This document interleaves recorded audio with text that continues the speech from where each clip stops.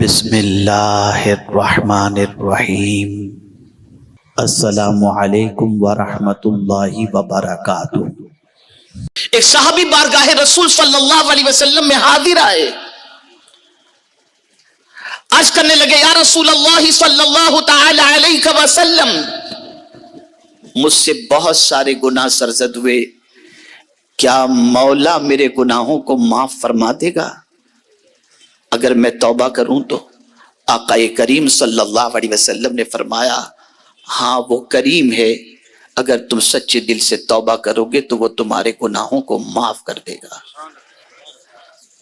اب اس کے بعد جو سوال انہوں نے پوچھا دیکھیے آپ، عرض کرتے ہیں یا رسول اللہ صلی اللہ تعالی علیہ وسلم، کیا مجھے گناہ کرتے میرے رب نے دیکھ لیا ہے؟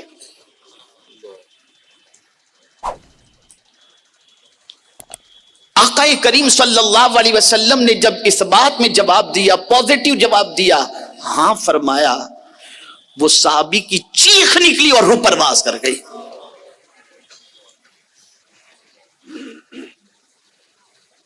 اندازہ لگائیں آپ،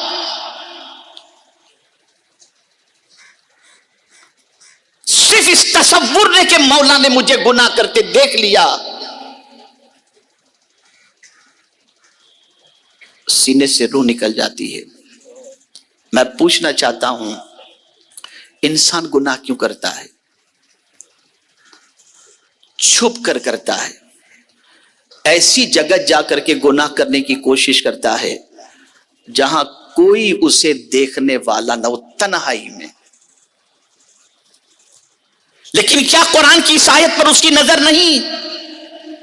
ان اللہ لا یخفی علیہ شیء فی الارض ولا فی السماء، زمین و آسمان میں کوئی چیز ایسی نہیں جو اللہ سے چھپی ہوئی ہو۔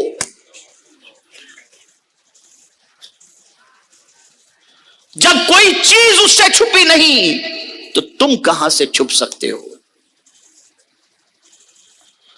جب کوئی چیز اس سے پوشیدہ نہیں تو کس گڑھے میں جا کر یا کس ہل اسٹیشن پر جا کر یا کس تاریک راستے پر جا کر یا کوٹری میں جا کر کے تم گناہ کرو گے؟ کبھی انسان گناہ کرتا ہے تو سوچتا ہے کسی کو خبر نہیں ہوگی، ایسی جگہ جا کر گناہ کرو جہاں کوئی پہچاننے والا ہی نہ ہو۔ کہاں چھپو گے؟ کس جگہ چھپ کر گناہ کرو گے؟ اس کریم نے فرمایا یعلم خائنۃ الاعین وما تخفی الصدور، وہ آنکھوں کی خیانت اور دل کے بھید کو بھی جانتا ہے، اس لیے کوئی تمہارا پہچان والا ہو یا نہ ہو، تم جہاں رہو گے وہاں تمہاری ہر چیز سے مولا باخبر ہے۔ کہیں قرآن نے کہا وَهُوَ مَعَكُمْ أَيْنَمَا كُنْتُمْ، وہ تمہارے ساتھ ہے تم جہاں کہیں بھی ہو۔ اے رسول گرامی وقار صلی اللہ تعالی علیہ وسلم کے دیوانوں، سوچ بدل گئی ہے مسلمان کی۔ دنیا کے لوگوں کے پیسے ہڑپ کر کہتا ہوا دکھائی دیتا ہے میں جا رہا ہوں حج کے لیے، میں جا رہا ہوں عمرہ کے لیے۔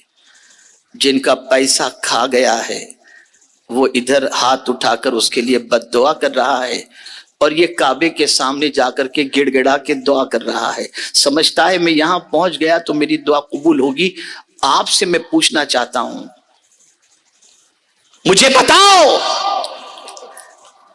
جس کا حق مار کر کے تم کعبے کے سامنے دعا کر رہے ہو، ذرا حدیث کی روشنی میں دیکھو کہ تمہاری دعا قبول ہوگی یا اس مظلوم کی؟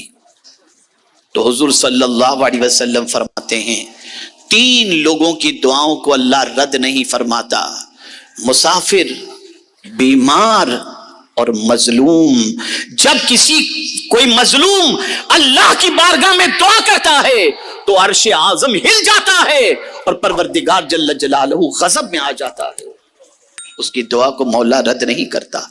کانسیپٹ غلط ہو گیا، سوچ غلط، اس لیے کہ ہم نے فضائل اتنے بتا دیے کہ آدمی یہ تصور کرتا ہے سارے گناہ وہاں جا کر کے معاف، کوئی 40 دن کے چلے میں جا کے معاف، کوئی پیسہ گبن کر کے جا کر کے عمرے میں معاف، کوئی ہضم کر کے معاف۔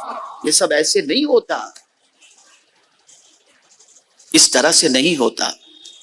اور ایسے ظالم بھی امت مسلمہ میں ہیں جو حاجیوں کے اور عمرہ کرنے والوں کے پیسے کھا کر کے بیٹھ جاتے ہیں۔ جس قوم کی یہ سچویشن ہو، آپ مجھے بتائیے کیا ہوگا؟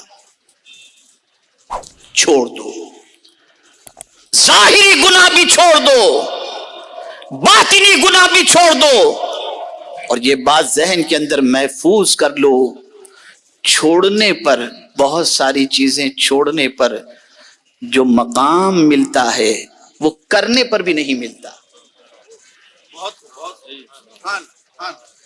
کرنے پر جو نہیں ملتا وہ چھوڑنے پر مل جاتا ہے۔